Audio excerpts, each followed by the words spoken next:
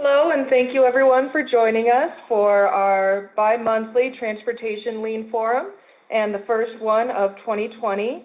My name is Kaylin Haskovic, and we are calling in from Colorado Department of Transportation, Office of Process Improvement.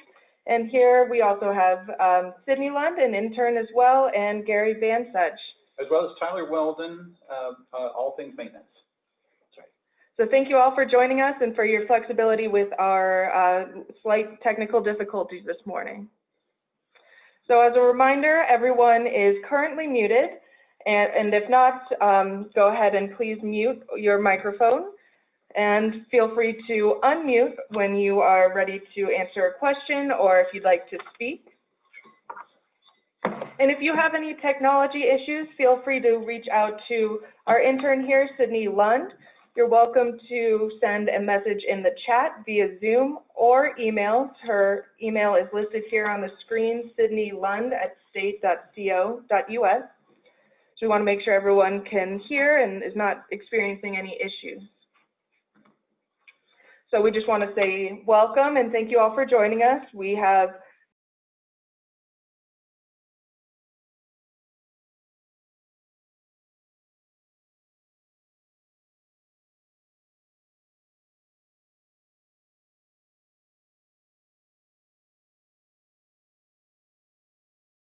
second, we have Nick Nixon and Christopher Miller from British Columbia Ministry of Transportation and Infrastructure. And following these two presentations, we will have our open forum. So thank you for submitting your questions to our survey that we sent out, and feel free to write down any questions and we can get to them at the end. So thank you all for joining us. And as I mentioned, our first two presenters are coming at us from the Utah Department of Transportation. We have Patrick Cowley, the Director of Performance and Process Improvement, and Elena Spendlove, the Manager of Process Improvement at UDOT Technology and Innovation Group. So I will go ahead and stop sharing my screen and pass it off to Elena, who can tell us a little bit more about the process improvement efforts at UDOT.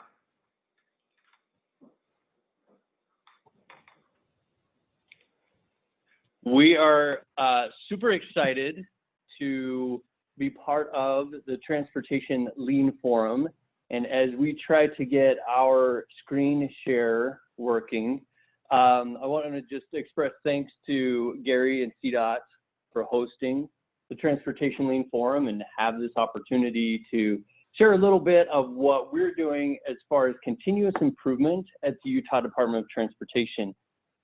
We're relatively new. We haven't been around for very long. It'll be about a year and a half, 2 years coming up here that we're trying to instill process improvement within what we do. Our department is divided up into two main sections. We've got our operations, which is under our Deputy Director, Jason Davis, and then we've got planning and investment under Terry Newell. Then we have some of our support services as far as finance and internal audits, our legislative affairs, and then communications. And so we are very traditional in the fact that most agencies for DOTs or government agencies overall are very hierarchical, and we're no different here at UDOT. So as we begin to look at our performance and process improvement group and how we fit into this hierarchy, we really said, to be the most effective and make the biggest impact on the entire department, we needed to start looking at things in more of a network versus the traditional hierarchy model. Well, we won't go away from, if you go back just a second, we won't go away from the hierarchy. We have to have that. It's what gives us our stability. What gives us our speed. What helps us reproduce our projects and delivery in a consistent manner. What we are noticing is that because of those silos of excellence that we have going on, we're not able to combine our forces as well as we could have. And that's why looking at this model by John Cotter that he explains in his book, Accelerate, is having this dual operating system allows us to be more nimble where we can, but also to standardize it where it makes sense. And we're exploring that. And today we want to talk about an effort that we're doing to put together a network office that will allow us to be a little bit more nimble in the area of continuous improvement. So as we started looking at our hierarchy, we noticed that there was a lot of overlap. So within process improvement, we started working with people, identifying their customers, their coworkers, the training that they needed, and we were overlapping with our employee development folks. As we measured performance, and there was areas where we could improve, we met with our performance management groups. As we came up with ideas and identifying risks, our enterprise risk and our audit group, we were overlapping with them. And then when it came to ideas and how they were processed, we were overlapping with our innovation and implementation group in order to communicate the changes we needed to work with our communications group. So here we were trying to do process improvement, and we were running into all of these other folks doing similar things at different stages within process improvement. And so we said, well, what does that look like going forward? So back to our traditional org chart, with this red stars, you can see we are scattered about the entire department, and doing just what Patrick mentioned, a lot of good things, but slightly overlapping. So we said, again, what can we do to better position ourselves to maximize all of our efforts? And so we formed this group from our employee development, from our group, from our audit group, from our research group, and from our communications group. So what does this look like in practice? This is before we get to that, looks like in practice. We decided to call this our Network Office of Continuous Improvement. And what that was meant to be is we are not forming a new division or a new group within the department, other than behind the scenes, just like in that John Cotter slide, is that we have something working in the background.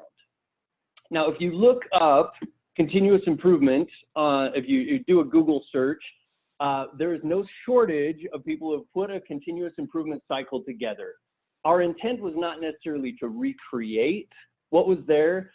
Those of you in the Lean community, you understand the Plan, Do, Check, Act, right? That continuous improvement cycle is not new to you. What we were trying to do is develop a diagram of how that works within UDOT. So this is our continuous improvement cycle that we have developed for the purposes of our network office. We start with the P. That's our people who use their processes to produce products for their customers. And this is really where we work and live most of the time. It's our normal, it's where we feel safe. And that's where we have to always focus back on our people. So status quo is what we're comfortable with. Now, as we look at this, our performance, right, and we start gauging it, this is where we're strategizing. We look at the numbers. We look at institutional knowledge. How are we succeeding at our processes, or what are the products that our customers need? Well, our performance management group, or this performance management arrow, really helps us to understand what it is that needs to change, or where we could improve. And then we start asking questions. Our audit group is very good at going around and assessing risks. Our enterprise risk group also is looking at, risks to the department, risks to our assets, and we're looking at ways that we can minimize those risks at the same time in the spirit of improving the processes along the way. And this is where opportunities come in. When we ask these questions, we oftentimes brainstorm and say, well, what are some solutions that can come along to help us change for the better? So this idea generation, this brainstorming, there's even suggestions that it's more effective to do question storming to find out which answers are the best to implement. And so we wanted to make sure that we caught this idea generation transition over to the I.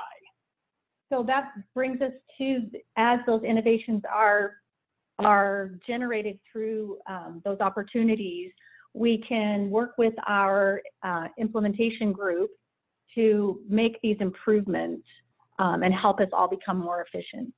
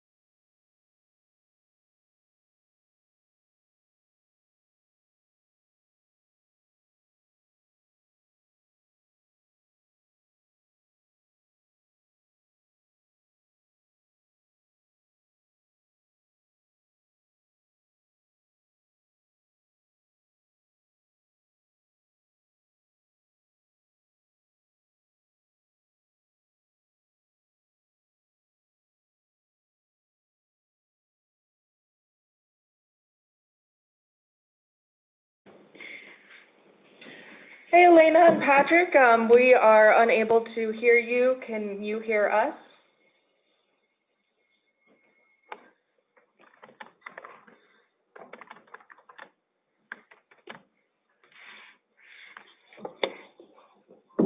Just wanted to check in if anybody else in the group is able to hear our audio. I'm Okay, hearing you so- here. This is Kiki. Okay, wonderful. Yeah, we have a lot of folks saying they can hear us on our side. So we're just trying to figure out with the folks at UDOT.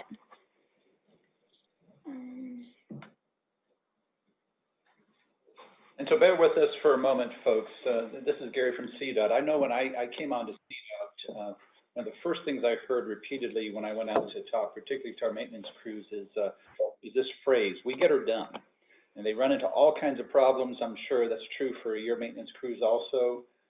Run into unexpected issues, and we're certainly running into those unexpected technology issues this morning. So please bear with us. Thanks.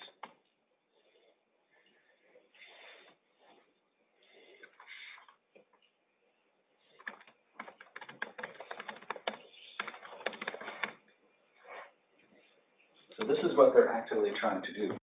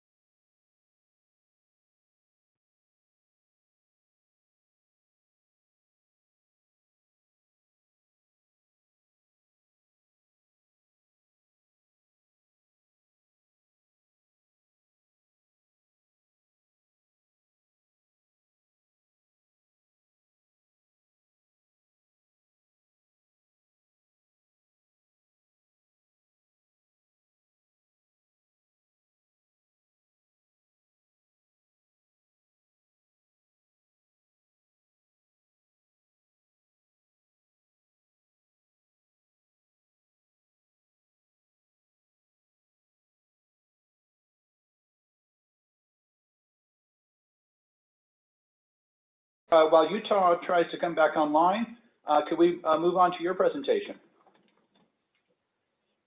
That works for me. Chris, how's your microphone? Can you hear me? Oh, yeah, we can. Yes. Great. We sure can. So again, everybody online, thanks for your perseverance. We try to get her done, even when there's unexpected stuff. We're going to turn it over to Nick and Chris from British Columbia. Take it away, guys. Great. I'm just going to make sure I have control. Let me see.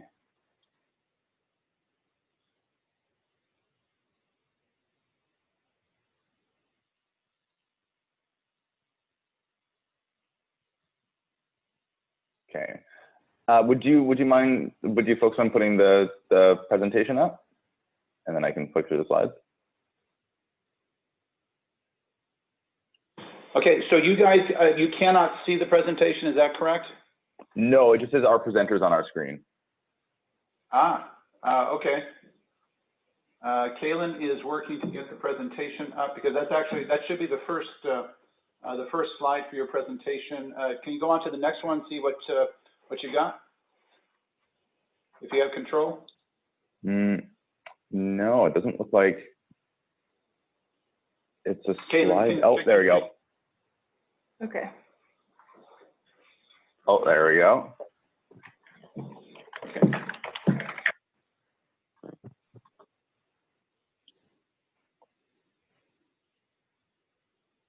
Okay.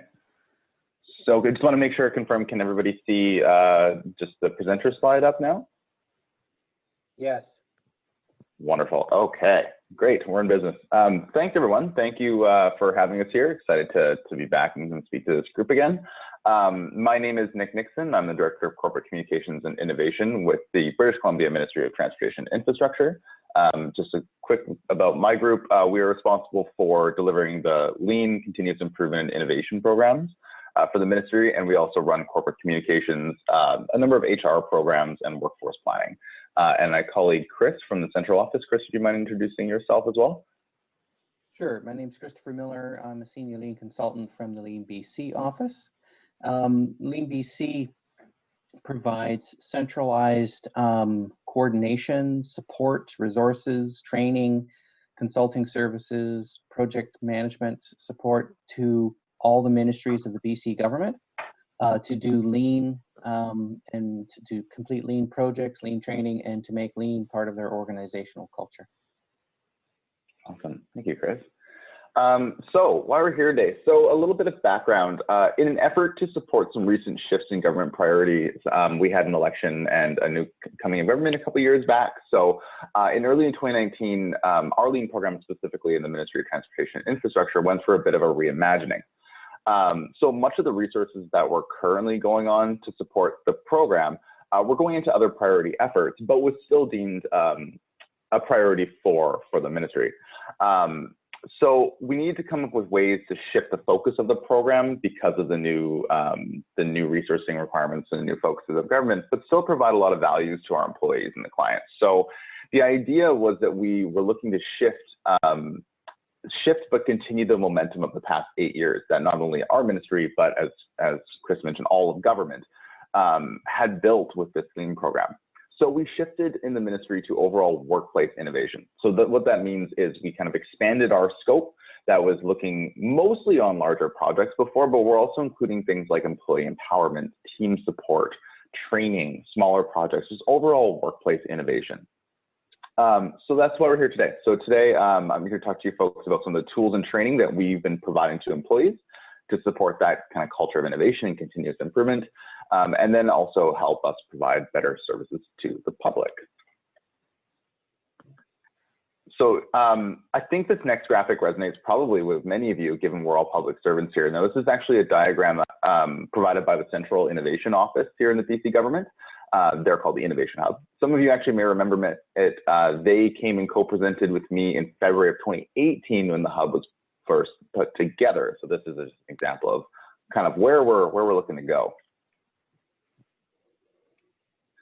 All right, so at the forefront of this, we're actually arming our employees in the ministry with tools and resources to help foster that culture of innovation and continuous improvement. And a lot of it is workplace support, especially supervisor and team support. So we're utilizing a lot of resources and training, most of which I should have mentioned beforehand was put together by Chris Miller and his team, just because they are that central kind of central gatekeeper, central oversight, and the experts that we look across all of government to utilize. So we do 10, probably the most in the ministry, but I wanted to focus on 3 of them specifically. So there's that decision matrix, huddle boards, and affinity exercises. And I'm going to quickly just kind of go through these 3, just because I find personally, and we've found in the ministry, that they've really resonated the most with supervisors and managers and teams as well, as a way to really help small process improvement efforts, but more importantly almost as well as really kind of develop teams and team sense of innovation at a grassroots level. So the first one, not necessarily in order, but is the huddle board.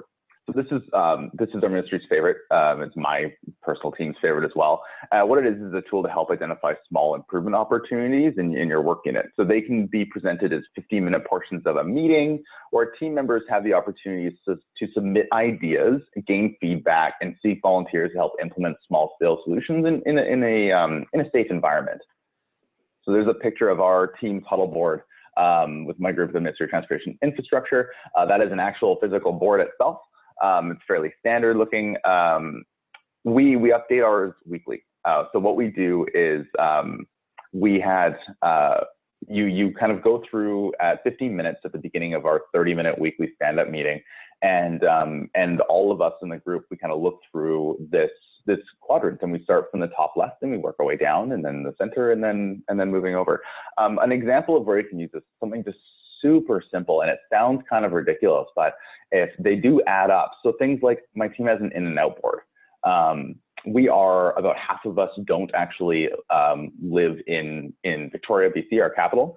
So the in-out board was becoming incredibly inefficient because it would say, for example, one of my team members' name is Kim, and she lives up in Smithers, which is about a 6-hour drive, well, and a ferry ride north of where we are. So doesn't get to the office very often, as you can imagine. It would always say out, or always say remote. I think that's kind of ridiculous. So it was just things like that to remove that and come up with other ways. So now we have an electronic sign-up board. And there's just another picture of kind of what that huddle board looks like. We are actually in this ministry, about 50% of our work units across the entire ministry use a huddle board in some way. And a lot of it uses the way that I do, and that's kind of how we go out and how we train folks to use it. But a lot of other work units use it to track their own individual process on tasks and whatnot too. So moving along, the next tool is the decision matrix. So a lot of times this is referred to as an Eisenhower box. It's a tool to help analyze work tasks and just make the distinction between what's important and what's not important, what's urgent, what's not, what can delegate, what can't. Again, sounds simple, but actually getting this on an agenda to use and actually going out and training work units for an hour at the most on how to use these things really seems to have made some tangible differences and big impacts in the ministry. So here's a picture of what a standard decision matrix looks like. Again, it kind of looks like a board like you saw my colleague Melissa holding up there earlier from the huddle board. And it's this simple. The idea is that you just pop stickies on there and you just do this as a team exercise with your group. And it not only really helps create some collaboration and engagement with the group, but also can really help deal with some stress and workload issues if you have them on your team. And the next and the last is the affinity exercise. So the idea here is that a team gets a framework for a large number of ideas and it gets sorted into group. I like always saying for those that were around for the early computer days, if you ever played solitaire, probably in college and an Apple II or something, that's kind of what it ends up looking like. So this is an example of our affinity exercise. And it's just a way to prioritize things and breaking down really big tasks, not even necessarily really big ones, but assignments into smaller tasks and making it feel a little bit more manageable. So moving on, I'm going to pass the ball over to Chris, who's going to talk about Lean Daily Management webinars. Okay, everyone can hear me all right? Sound great? Great. Okay. So one of the things that we wanted to share was following what Nick was talking about, is how do we get people to use Lean on a day-to-day basis with simple, easy tools? So, because a lot of times people think Lean is just these big Kaizen improvement workshops, but it can be continuous improvement with simple tools. So we came up with these Lean Daily Management webinars. And what these are Lean Daily Management is just a term that we use to describe simple, easy to use tools that you can use on a day-to-day basis to solve business problems. And they have a continuous improvement flavor to them. And so the whole point of these webinars was to make it simple and easy and accessible for people to learn. And we're finding that webinars are much more accessible for people to learn than face-to-face training in many cases. So that's why we designed these. So they are about increasing productivity, improving employee engagement, and to empower teams to make ongoing process improvements. So we've got 4 2.5-hour webinars that give practical training in some proven tools, and they're easy to use and they cost a little or no cost. The idea is to help put Lean theory into practice and create a culture of continuous improvement while increasing accountability and improving leadership skills at the same time. It also allows people in these webinars to interact with each other, talk to each other, network, and also join an established community of practice. Can you go to the next slide, Nick, please? So this is what the content is of the 4 webinars. So the first one focuses on tools for day-to-day work and how to increase your personal productivity. So these topics covered there are personal and email Kanbans. So you know about Kanban, where that's, it's basically divided in to do, doing, and done. And so we've set those up to do that personally at a individual level, and also to set up a Kanban for an email. So when your email goes over a certain number, whatever your number is, usually something like 50 or 60 emails, you stop what you're doing and you attend to your email. Manage that for a few minutes so you don't get overwhelmed by having an inbox of 1,000 emails. Then we have 5S and mistake proofing, very simple tools that can be applied at the personal level, identifying waste in the workplace, and then we teach people Pareto analysis. And then we have an action planning template to just help them be more efficient at getting their tasks, their personal tasks done. Then at the My Team level, these are tools for teams to be effective. And then we have team Kanbans and huddle boards. So the huddle boards would be just as what Nick talked about, the continuous improvement huddle boards. And so we have Kanbans that can be used in a team environment so everybody can see it. It's a physical, either a poster or it's virtual, digital version. We teach them root cause analysis tools like the 5 whys and also the fishbone diagram or the Ishikawa, which is a great root cause analysis tool. We also talk about Lean Where You Work improvements, and those are improvements that focus on very small, usually 1 to 5 people, and can get done in 5 days. And we have a way of an A3 sheet that we get them to work through that has all the phases of the DMAIC on a little A3 double-sided sheet, 11 by 17 inches. And it's very simple projects. The key thing here is the results are recorded in a database, and then people can search that database for ideas for improvement. So we don't have to reinvent the wheel. If other people have seen, oh, this is how they deal with vehicle sign out, we can look at employ that same improvement here. We talk about simple a formula for capacity analysis to determine if the resources you have, whether it's people or equipment, is enough to get the work done in the required amount of time. It's a very simple but powerful tool. And then we talk about standardization and standard operating procedures, which I'm sure you're all familiar with, but it's amazing how much we need to remind folks on that. Then we focus on My Organization, so that's more at an organizational level. Here we teach them, talk about process mapping and value stream mapping, and we use a swim lane format for our process mapping. We talk about performance measurement and visual management, and the use of visual management in performance measurement, particularly in using control charts and dashboards, which is a very powerful way to visually manage performance. And then lastly, My Leadership, and these are tools that are more of a leadership level. So here we talk about leader standard work. So it's the concept of standard work, but applied to a leader. So what things does a leader do on an ongoing and regular basis to make sure that they are, being a good leader?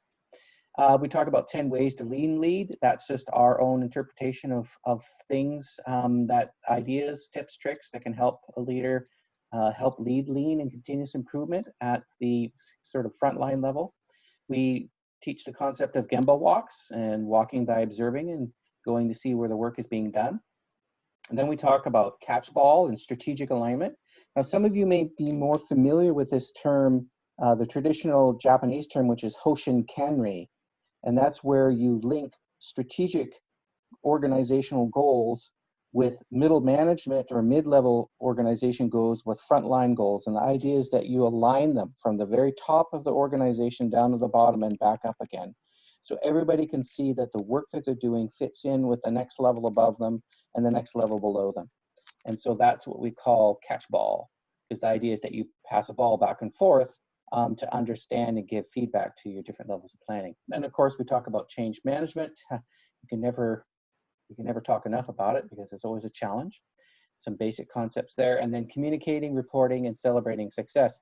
It's amazing how much people don't like to communicate and report out their success, but it is one of the key ways in which we can get other people interested and document the utility and return of investment on doing lean and continuous improvement. So it's really important. So some simple tools and techniques there. So if you want to go to the next one, the next slide is my personal digital Kanban board. So as you can see, there's the three sort of key columns, the to-do, the doing, and the done. And then in between those, I have two other columns called on hold and delegate. So on hold is there because sometimes we have to wait for, approvals or reviews or something like that. And then the delegate is a great addition to my Kanban board because then I can, those are the tasks that I can give to the people that work for me, that report to me. And so the cool thing about this is that my Kanban board is shared digitally with whomever I want to share it with. So I share it with my boss, my supervisor, and I share it with the staff person that reports to me. And that way, then everyone can see what's Christopher up to. I can see what they're up to. And we don't have to wait to have a meeting to find out is this person busy? Can they handle more work? Are they swamped? Do I need to help them? I can look at them at a moment's notice and find out what's going on. So it's virtual, shareable. It's great visual management. This is a tool that we use. You probably more familiar tools would be like Trello. This is a tool that we use is called WeCan that we load on our servers. So we don't have to deal with the freedom of information privacy issues because it's on our servers. Can you go to the next slide? This is our team digital Kanban board. So this is a Kanban board that we use as a team. And so this is where we manage our weekly meetings. We have our agenda built into this. We have action items. And you'll see that we have like a Lean BC vision. That's a new vision that we're working on. So that's a specific project that we have on here. And then we have the done column. The nice thing also about this is when you click things over into the done column, it's a good record of what you've accomplished. So when it comes to performance review, you can say, well, what have I done this year or in this time period? Well, you just look at your done column.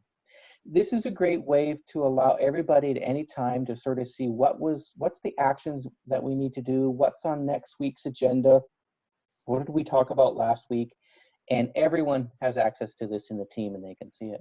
It works very well for us, and it's also great for distributed teams like Nick was talking about. They have distributed teams around the province, so it's great when you are dealing with that to create a virtual team environment. So that's all I had to share on that. I think I'm done after this. Am I not? Yeah, great. Yeah, awesome. Thanks, Chris. Any questions from anyone? Great, thank you so much, Nick and Christopher. While we wait to see if some of the technology issues with the UDOT are being taken care of, let's open it up to questions for British Columbia before we touch back with UDOT or move on to our forum. So if there's any questions, please feel free to send them in the chat or reach out directly. And could I start out? especially Gary, Nick and Chris, terrific stuff. And all of it's terrific stuff. You know, we're using Kanban boards through Trello. But a follow-up question on Hoshin Conry. How long have you been doing that? And for folks that are like us, that are still trying to approach that with our executives, what's your advice? Oh, that's a good one. Chris, you have a lot more experience with that than I do from a whole of government perspective. Any chance you can take that one? Sure, I can talk to it. It's done to varying degrees, and it's hard to get it in right through an organization, from the very top executive down to the bottom. Just because of the amount of change in the people that are involved in the type of commitment. But where we've found the most success is in the catch ball concept of that I know, and I meet with my supervisor and I find out what my supervisor's priorities are. And then once I do that, then I go and I meet with my staff and my team. And so then my priorities are aligned with my supervisor, and then my team's priorities are aligned with mine. And the idea is that you do it where you're at and you go as far as you can. Trying to just ram it through an organization from top to bottom, especially dealing with executive types, takes a lot of time and effort. So what you do is you start where you're at and go as far up and as far down as you can. And then you just enjoy the success of that and communicate that success and celebrate it. And then many times organizations say, let's do this more. I must say overall in the BC government, more and more organizations are opening up their strategic corporate-wide plans for staff input. I know in our division where I work, there's a lot of that's taking place. So it's kind of an informal Hoshin Kanri. But it does take time, and I think you got to start where you're at. So that's my answer. Thank you, Chris. Appreciate that.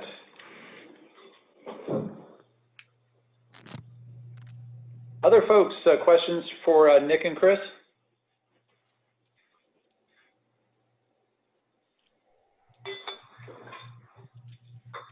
And feel free to type them in the chat if you're unable to unmute your mic, or you can also unmute your mic and ask the question. Hi, can everyone hear me? Yes. I have a question for Nicholas and Christopher. First of all, thanks for the great presentation.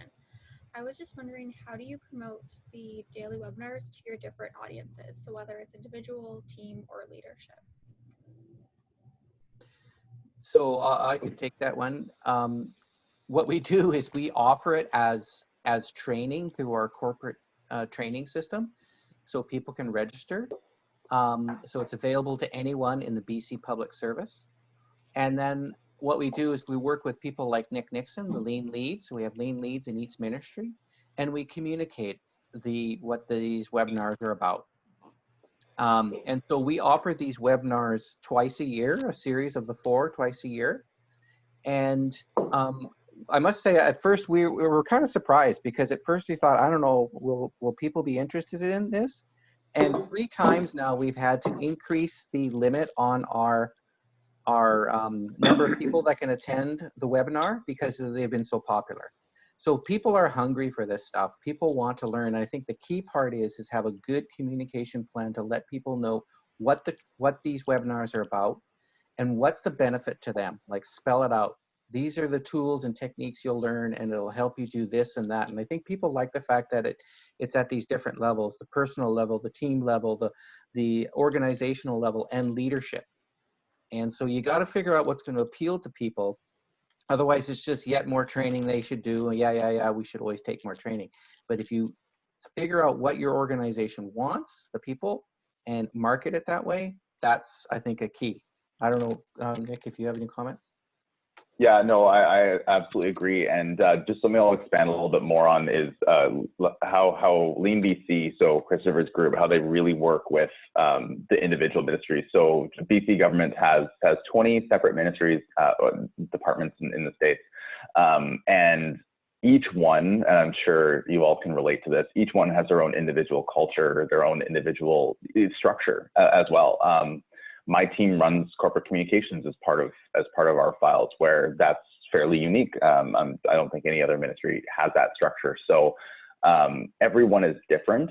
And what Lean BC is so excellent at is kind of doing widespread communications from a corporate level, but also really partnering with the individual ministries so that we then are able to say, okay, here's how we think that we should market this particular thing with our group. So for example, in transportation infrastructure, the Lean Daily Management, which is something that Chris mentioned earlier on, which is smaller improvement tools, and then posting that up and or encouraging managers and those that do it to post it up on a shareable site for all of government.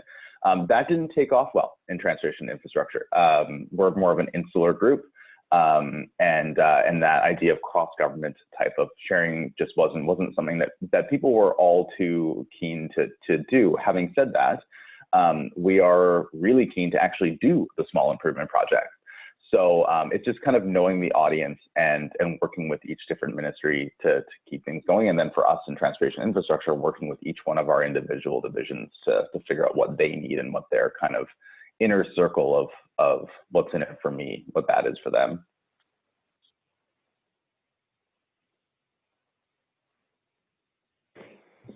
Wonderful, thank you. Sorry. Hi, can you hear us? This is UDOT.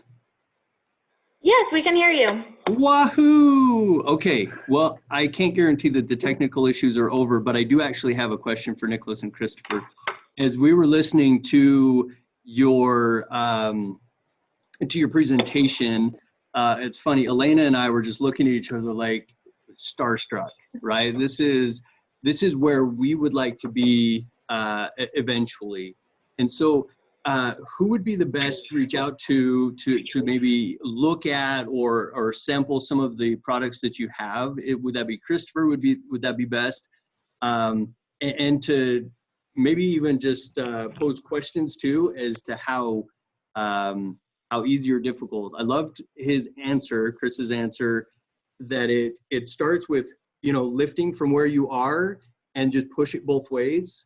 I think that's what we're trying to do as well. And so we're interested in some of the materials, but also a few pointed questions or specific questions as to how to use those later on. Well, I think from my perspective, by all means, like send a note to, hopefully that slides up, it's got our contact info, send a note to both of us. Like I'd be more than happy from a transportation perspective, from kind of how we pushed it from us, our lessons learned and whatnot. As I mentioned, Chris's group has kind of general oversight and has a lay of the land for all of government, whereas my perspective is of course transportation infrastructure. So just speaking for you, Christopher, sorry, but you can by all means send a note to both of us, and we can chat for sure. Awesome. Yeah, I'd be more than willing to meet with you or to set up a web call and we can talk. I just noticed that there's a question on there from Laura Meyer, and she says, sometimes we struggle with how much detail to put on the board. How do you determine that? Are you talking the Huddle Board or the Kanban board?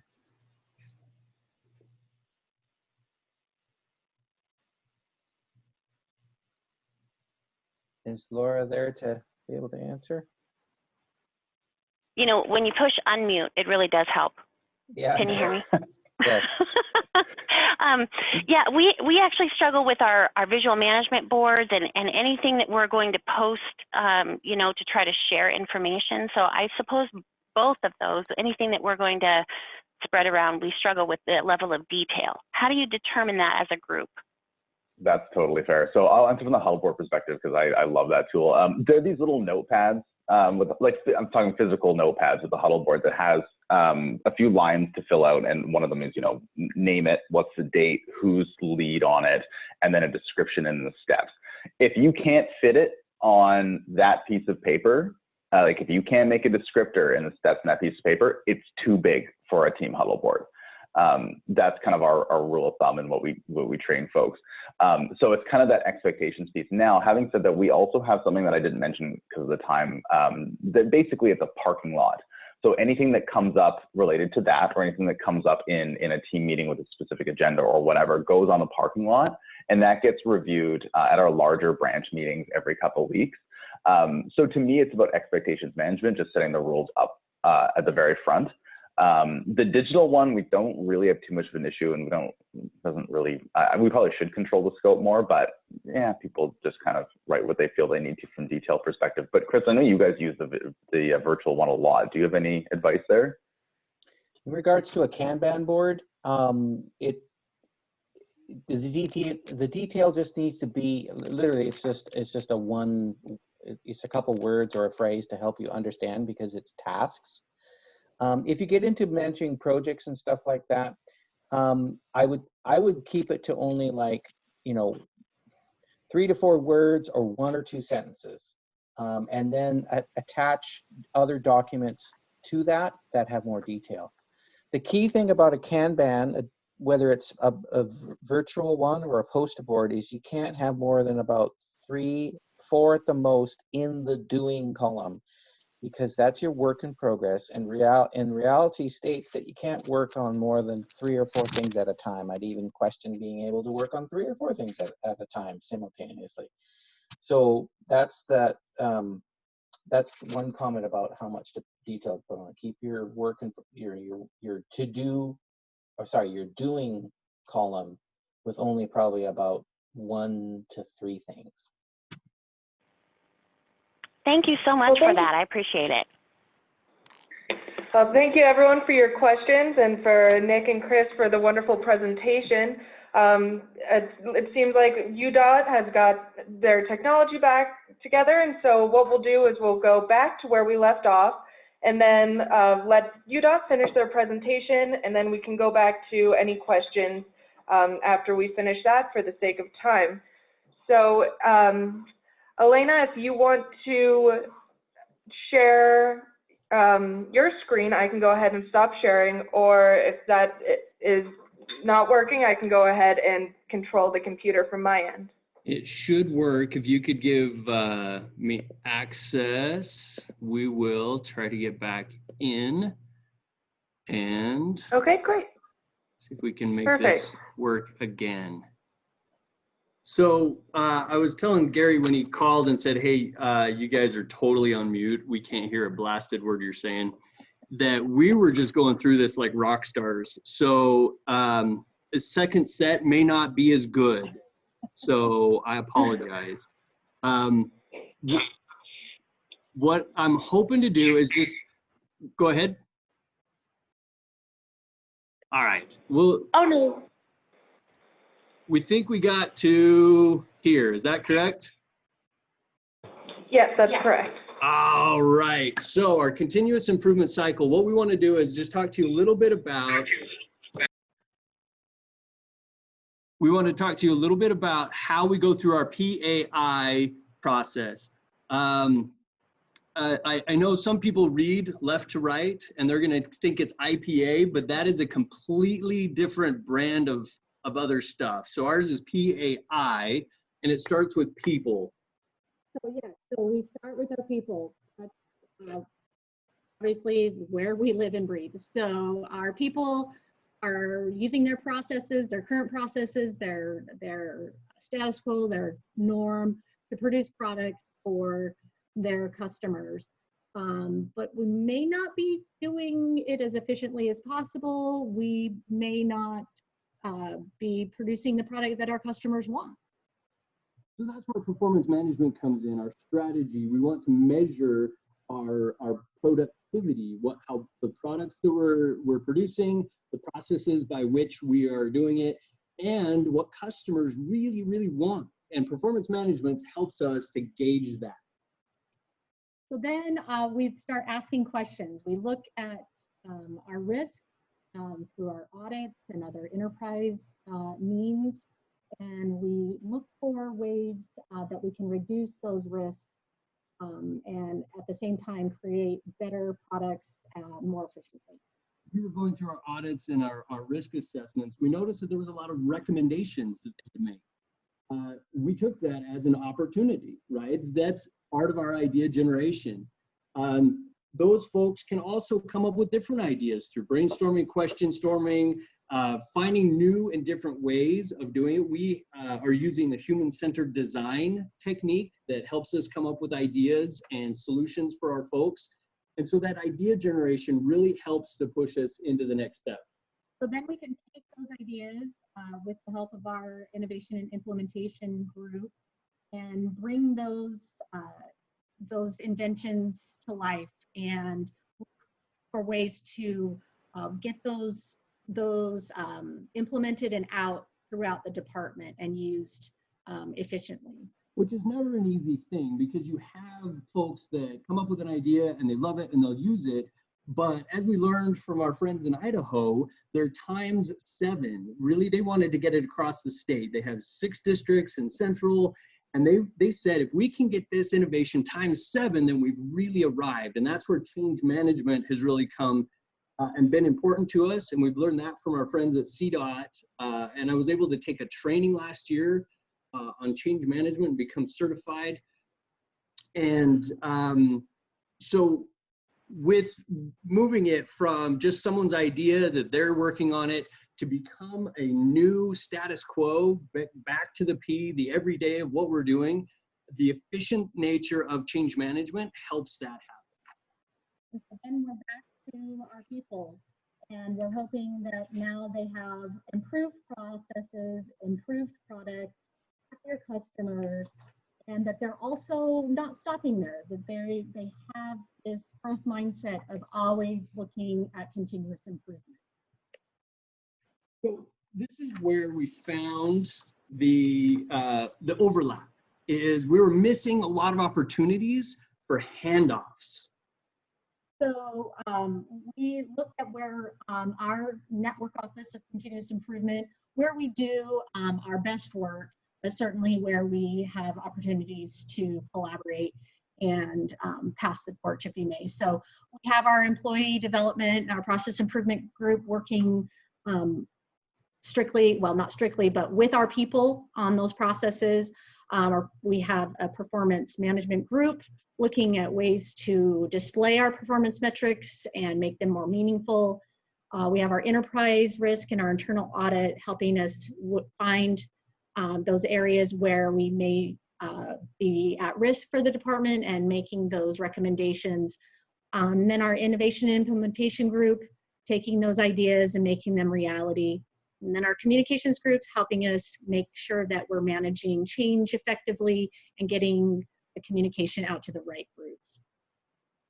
So I want to share a quick story, and I think this is where I realized we were no longer with you guys. So hopefully I still tell this story well. I wanted to go through this, our cycle, and show that we were doing this even without knowing. So our research group was looking, they managed the contracts for research projects, and they had an internal audit, and they recognized that through that audit, they needed to update their contracting methods to be in compliance with federal standards.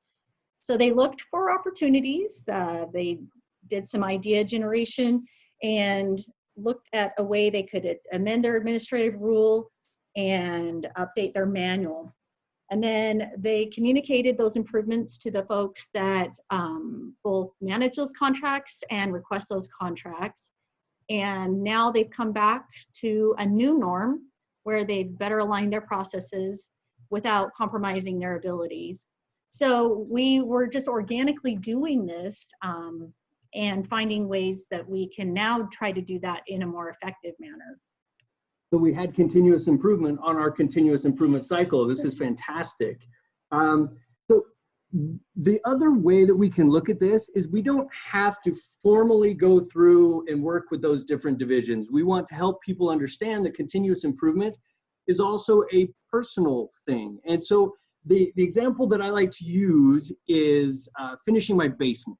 We purchased a house probably about 9 years ago with an unfinished basement, and we had my customers, my family lived there. We had a process of storing all of our stuff in that vacant space, and it was just becoming full and relatively useless as a living area.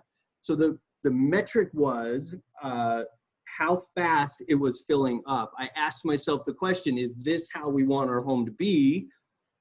Did a risk assessment and says, well, as our family grows, as we get older, we're going to need more space. Idea generation was, well, we can finish it off. And that's the one we ended up going with. Implementation was a little bit more difficult. We had a whole lot of YouTube learning to go through, to go through four-way, to get it finished to a state that it could be lived in. And then change management. This is what we're going through right now. Now we have this livable space downstairs, but we don't know how to use it because we haven't had it for 9 years. And so that gave us a new normal. Now we have 2 floors that allow us to use them in a more efficient way. My wife has a sewing room. I have an office. We have an extra bedroom. We've got storage space for our canning goods.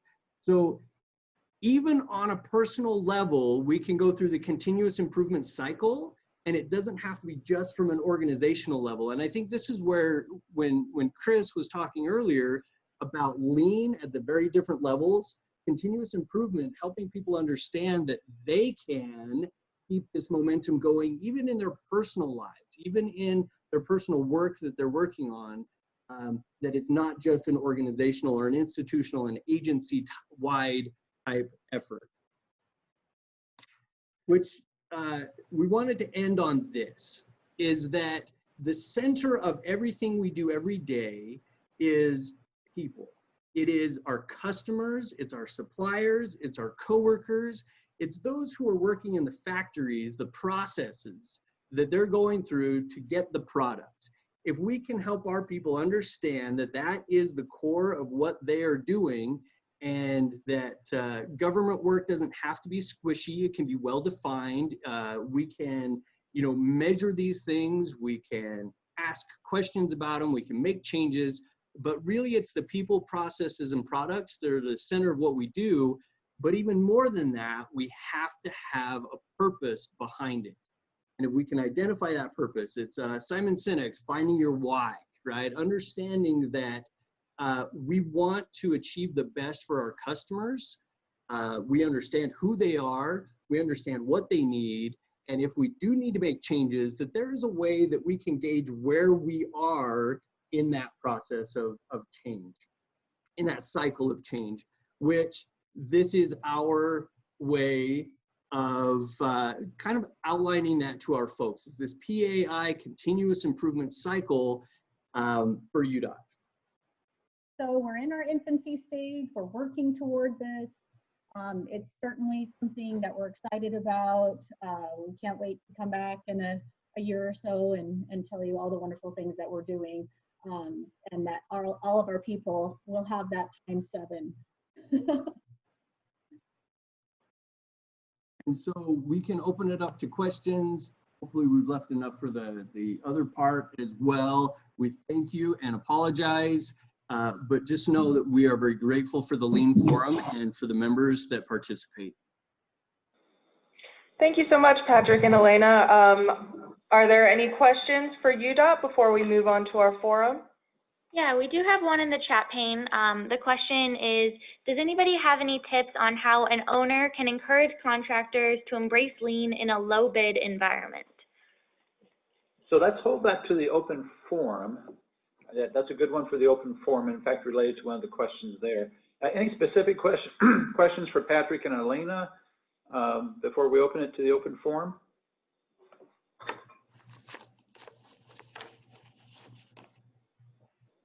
It sounds all right, let's, I was just going to say we left Patrick. everyone speechless. Patrick and Elena, it was great. Go ahead and roll to the questions, Kaylin. We do have a few moments for additional questions, both for UDOT as well as British Columbia. And we actually got some questions into the question survey that we had a bit earlier last week. One of them was what Sydney was reading off. Go ahead and read that again, Sydney. Okay, it says, does anybody have any tips on how an owner can encourage contractors to embrace lean in a low bid environment? And that's kind of related to topic B, who's tried lean on projects, for instance, lean scheduling or lean construction. I know we've had presentations from Highways England before. I think they're all on training today, but if there are Highways England folks, encourage there. But maybe a good place to start. Anybody have any thoughts about that? We did get one in the chat pane, said innovation can be a criteria on the consultant evaluation. That's a cool thing.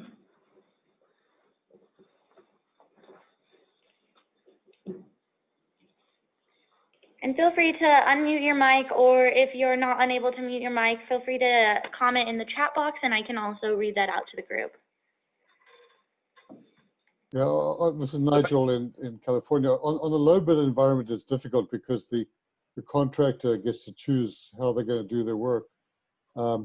University of California, San Francisco has using something similar to what that person said about criteria for evaluation. They are using a sort of hybrid, lean and price-based competition, but it's not proving easy. When you use price as a factor. And I think Highways England does not use price as a factor.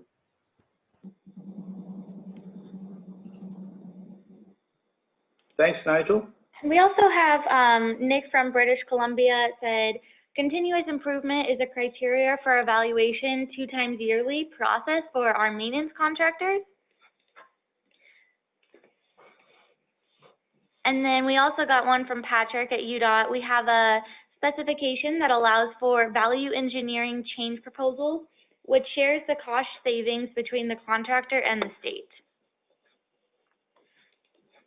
And Chris, just to follow up from British Columbia, you guys, if I remember correctly, you all are contracting out all of your maintenance, perhaps unlike many DOTs. You actually have contracts out on all the maintenance for all your highways. Is that correct? That is correct. So in 2001, we went government employees, which were our maintenance contractors. We then went into a privatized model. So yes, we have very few. We have fewer employees because of that. We have under 2,000, but we have well, it changes with projects. But with maintenance contractors, we've got 24 different organizations that do our service areas in British Columbia, and that works out to a lot more than 2,000 folks. So yeah, we are completely privatized now. And innovation is one of those criteria that you evaluate them on. Is that what your note was saying? Yeah, so we actually have one called continuous improvement. So one of the best ways that we can do that through our auditing process and tell that is they have to have well, they don't have to have, but if they want the criteria pay, they have to have a continuous improvement plan in place that they can show to us is frequently updated, and more importantly, it's frequently updated to also tell us what else they're doing, because it is a continuous improvement plan at the end of the day. So we do have a template that we're looking at a minimum grade for them to fill out and to continually update. Thanks, Chris. That's terrific. And I encourage anybody to toss out other topics that you've got 6 topics up there that have been sent in. If you have comments or thoughts, let us know. Or if you can't unmute, send them to the chat pane and Sydney will read them out. A lot of good topics. Agile, talking about things that didn't work, lean principles on a daily basis, which I think you've heard certainly British Columbia discuss. There's a whole lot of interesting topics up there.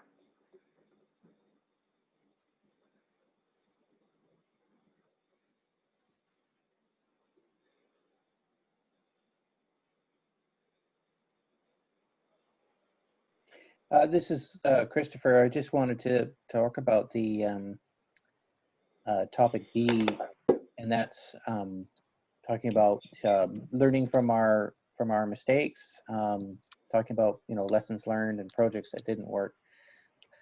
I think that's something that need to do more of. We need to do more of, and it's powerful. It's worth doing it. Because just as you can talk about a success story, you can talk about lessons learned, and many times the lessons that you've learned is the success story within that. And so you're always able to talk about some kind of success that comes out of your mistakes. It's a great thing to share. And then topic E about integrating agile or lean methodologies with agile and design thinking. That's something that we're working with on our innovation hub, and in particular our service design group. And we're looking at trying to incorporate, in the future, we want to incorporate customer journey mapping into our data collection and even into our process mapping, because it just adds that extra element of customer focus to a higher degree than you maybe normally get with just interviews and surveys, but you capture that emotional component, how they're feeling throughout the process, which is really important to improve your service. And especially, you know, when we're looking across the BC Public Service and all the services we provide to British Columbians, a lot of them deal with, you know, the emotional state of the person going through it is an important level of providing customer service. It's an important factor to consider. It's not enough just to say, well, here's your service and just like it and go away and be happy.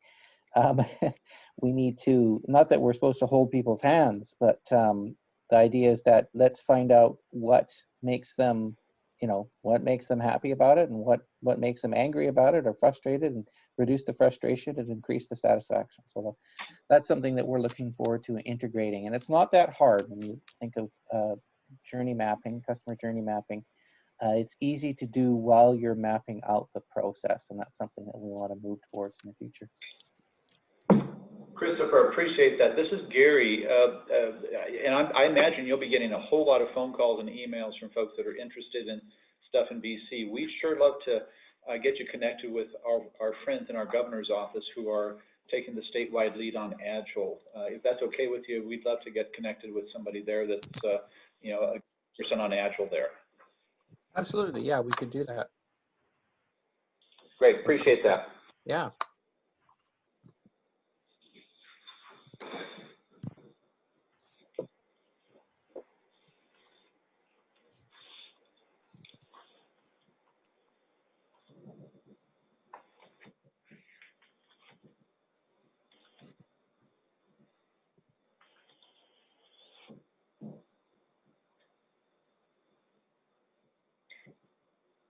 Any other questions out there? Anybody want to tackle any of these topics? Sydney, do we have anything coming in through the chat pane? We don't have anything new. However, feel free to send them in or unmute your mic if you have a comment or want to talk about any of these topics here. Okay, then while we're waiting on topics, perhaps we could roll into a few minutes from our friend Kiki. Yeah. So Kiki, if you want to share a little bit about our LinkedIn group. Yes. Hi, everybody. You may recognize me if you're already on the LinkedIn group. And if you're not, I'd be happy to invite you in and to our community. Sometimes we post things about lean opportunities professionally, posting about the webinars. Clearly, you all made it today. But if you ever need a warning or to share it with some friends, that's a great opportunity to post on that site and to network with other professionals.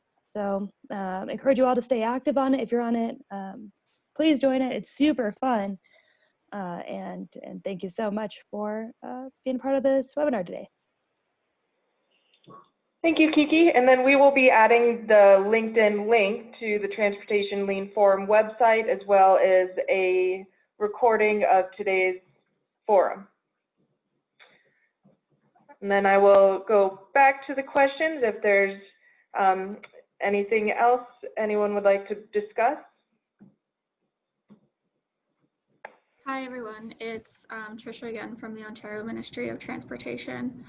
I'd like to specifically talk about topic B in terms of something that didn't work well. Can everyone hear me okay? Sure can. So we worked on a lean project here, and there was a lot of support while we were working on the project from leadership such as the manager, director, and staff were engaged and excited about the project. But then what happened was when my team stopped I guess, supporting that business area on the Lean project and their need, and we kind of just handed it off to them. The manager that was leading the project for the team, he ended up changing roles.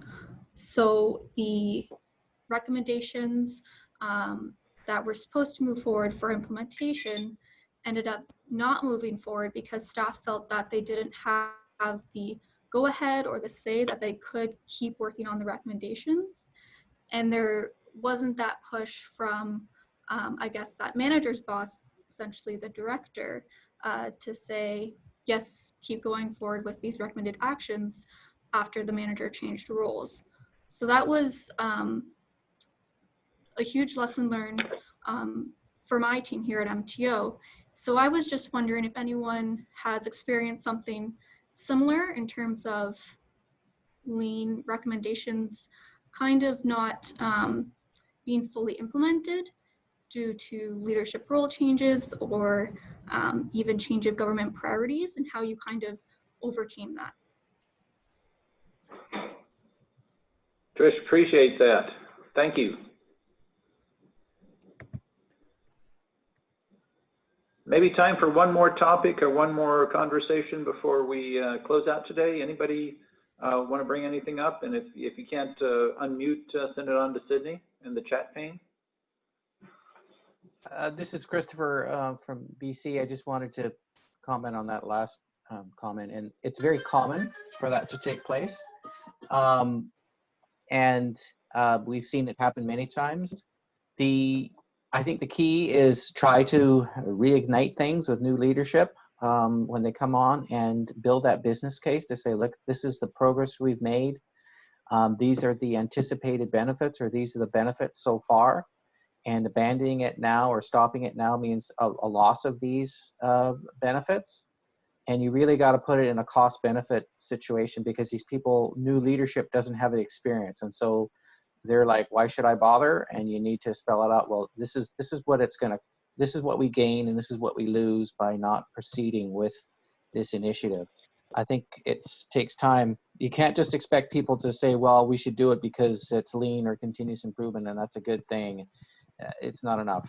You need to spell that out to them, and then still be prepared for them to say no, because that's their prerogative. But also keep doing it at the individual, local, small level, frontline level, as much as you can, with those things you have control over. And then they might say, you know what, you kept plugging away at this. We've seen the benefits of your perseverance. Let's spread this far and wide. Those are just some of the experiences, and comments that I'd have in regard to that comment. But don't be discouraged. It's quite common. Yeah. Thanks, Christopher. We appreciate that that positive note. And on that note, we'll probably want to roll on. Thanks, everybody, today.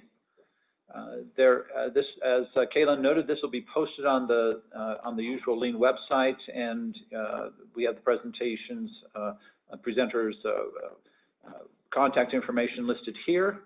Kaylin, when's our next session? Our next session will be in April, and we will share the date once it has been decided on. And part of that is we're going to have some outreach to folks to see who would like to present. And so when you're contacted, please volunteer. Also, if you want to send me a note to say you're interested in being a future presenter, please send it on to gary.vansuch@state.co.us. Thanks again to our presenters from UDOT and from British Columbia. Thanks to Kaylin for being producer on this, and to Sydney and to Kiki for running things behind the scenes. Thanks to everybody for perseverance with our technology issues. It's always wonderful to share things in our community of practice. Let's close out for today, and we'll see you again in April. Thanks so much, everyone. Thank you. See you in April. Tyler, thanks for coming. Is this the first one you've sat in on? Yep. Would love to get your thoughts at some point. We should get